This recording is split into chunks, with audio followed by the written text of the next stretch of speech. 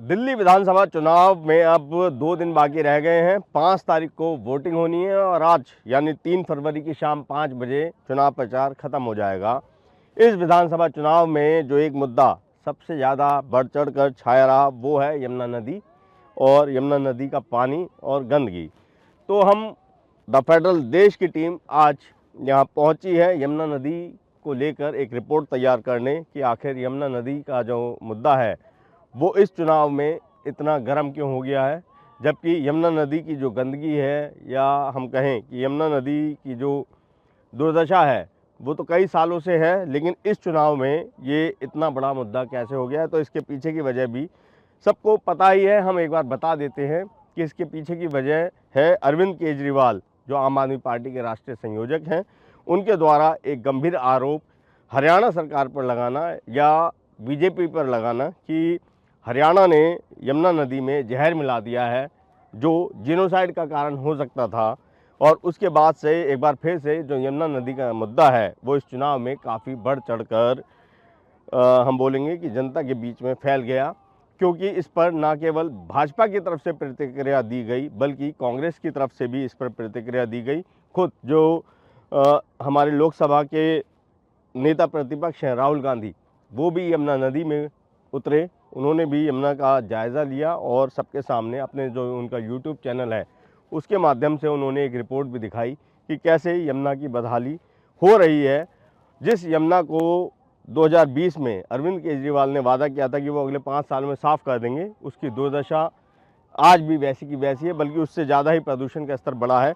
तो अब हम आपको दिखा रहे हैं कालिंदी कुंज हम पहुँचे हैं और यहाँ पहले आप ये यमुना नदी को देखिए।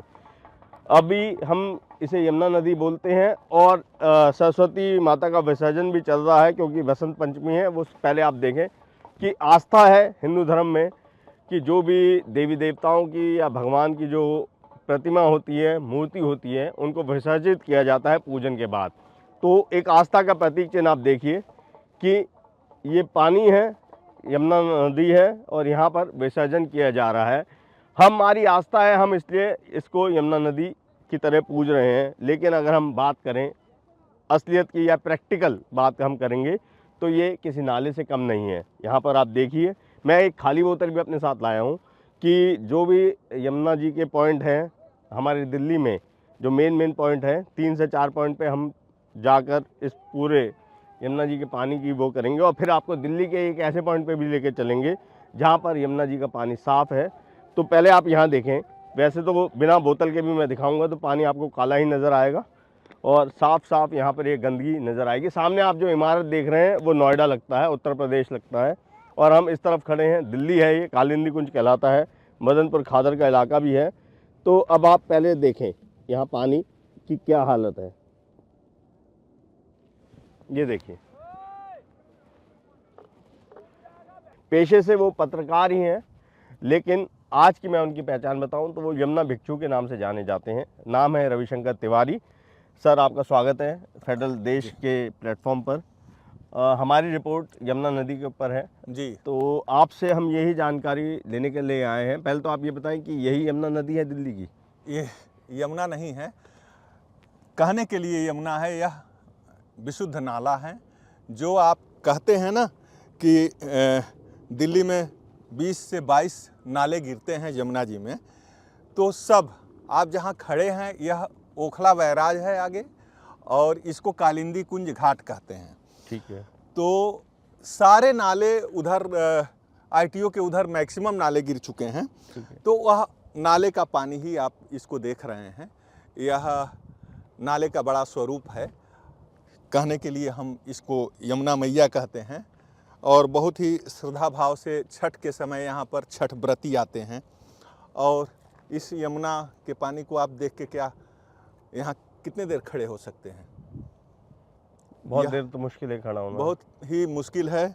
और यमुना की यह दशा जो है, मतलब देख कर तरस आती है और मन बहुत ही भावुक होता है कि जिस यमुना के पथ पर, जिस यमुना के तट पर कृष्ण जी घूमा करते थे, विचरण करते थे, उनकी गैया घूमती थी, राधा रानी घूमती थी, उस यमुना की हालत हम दिल्ली वासियों ने यह बना दिया है। अच्छा रविशंकर जी, ये बताइए कि जैसे अब यहाँ से कुछ दूरी पर अगर हम जाएंगे तो हरियाणा लग जाता है, फरीदाबाद की शुरुआत हो जाती है हाँ। यहाँ से कुछ किलोमीटर बाद। जी।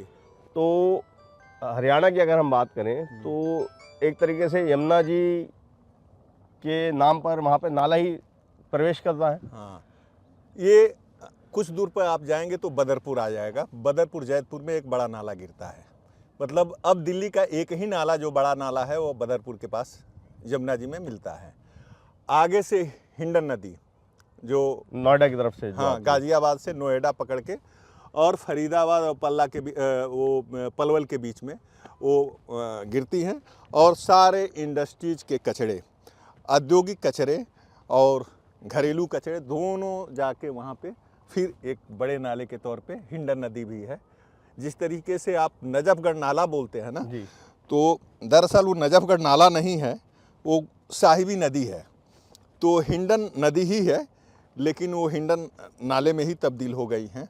औद्योगिक कचरा, घरेलू कचरा, गाजियाबाद जैसे इंडस्ट्रियल इलाके से होते हुए, नोएडा से होते हुए, फरीदाबाद के मलमूत्र कचरे को लेते हुए वहाँ पर भी गिर जाती हैं। नदी के ऊपर राजनेताओं को भी मौका मिलता है अपनी राजनीति चमकाने का। जब चुनाव आते हैं, जैसे कि इस चुनाव में होता है, तो उन्हें यमुना नदी की दुर्दशा याद आती है और उन्हें याद आता है कि कैसे इस नदी को भी साफ़ करना बहुत ज़रूरी है, जो लाइफलाइन कहलाई जाती है दिल्ली की। लेकिन अगर हम बात करें तो ये नदी खुद टेक्निकली डेड हो जाती है दिल्ली में आने के बाद। कैमरा पर्सन तपन मित्रा के साथ अभिषेक रावत, द फेडरल, देश के लिए।